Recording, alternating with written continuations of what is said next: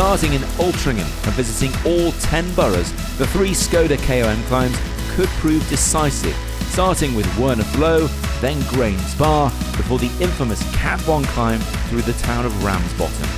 The Rake, as it's more commonly known, could prove to be where the whole tour is won or lost. For those riders still left at the head of the field of the course, there's a final iceberg sprint at Horwich near Bolton to contest, before racing into the city centre with the OVO Energy green jersey winner crossing the line on Deansgate.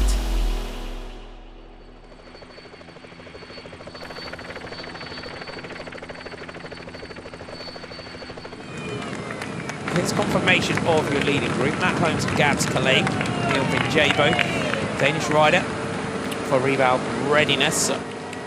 It looks like it's game over here. Emil Vinjabo, Matt Holmes and Gabs Calais, the attack from kilometre 0. They would have hoped they would have gone a lot closer to the finish than this one.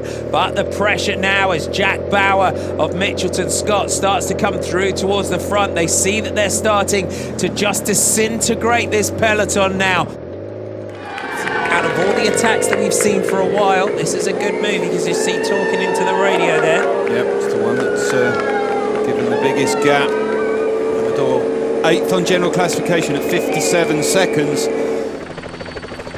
Through the feeding station, we're heading towards 50 kilometers to go. 30 seconds is the time gap back from our lone leader, Andre Amador. Andre Amador is picked up by this group. Matteo Trentin, Alexander Kamp, Pavel Sivakov, Jasper de Bust and Mathieu van der Poel.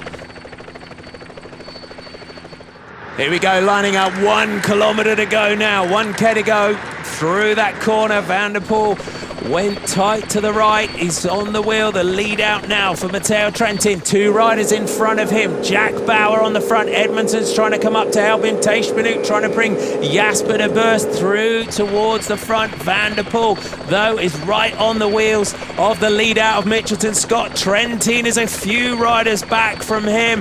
Matteo Trentin has got to find his way up here. Van der Poel's taking advantage of the Mitchelton Scott lead out. Case Ball in the red from Team Sunweb is going to try and take this one. Mathieu van der Poel's in a perfect position. Trentin is trying to find his way up. He's going to try and use the lead out now of Case Ball. They're lining up for the finish. Trentin is there. Van der Poel looks back just to see where his rival is. Case Ball now opens up his sprint. Sasha Modelo is there. Van der Poel locked down, ready. Here we go. Case Ball. Mathieu van der Poel trying to come off the wheel. Trentin is there. It's Case Ball and Van der Poel. Trentin's trying to find his way through. They throw the bikes to the line. Mathieu van der Poel feels like he's got it. He sits up and celebrates.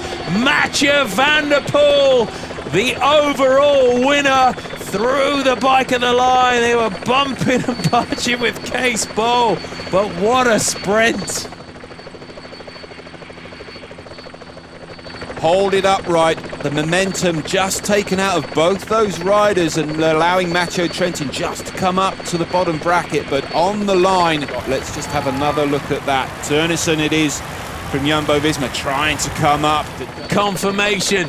What a stage. Stage 8. Mathieu van der Poel, another stage victory. Case Ball takes second. Matteo Trentin, Mike Turnison, Davide Chimolai, Sasha Modelo, Niels Eekhoff, Jasper de Bust, Sandra Marisa and Danilo Vis were your top 10.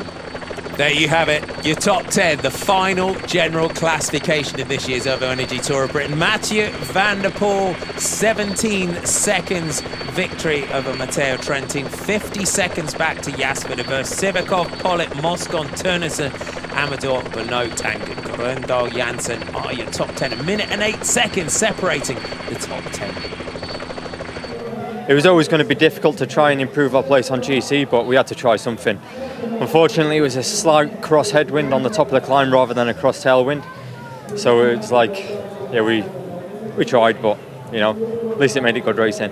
It's always nice to get on the podium, and especially on the podium with the rest of your team. But we'd have liked to have been on the podium with the GC and winning the race. But it was a bit of a strange race this year. You know, it was probably really exciting on TV because it was always some form of group, whereas we could never really fully like split it up ever. So yeah, it was was a good week. Today was fantastic. You know, it was on roads that I know. I kind of grew up here on the academy, and I know a lot of the roads. And yeah, today was unbelievable.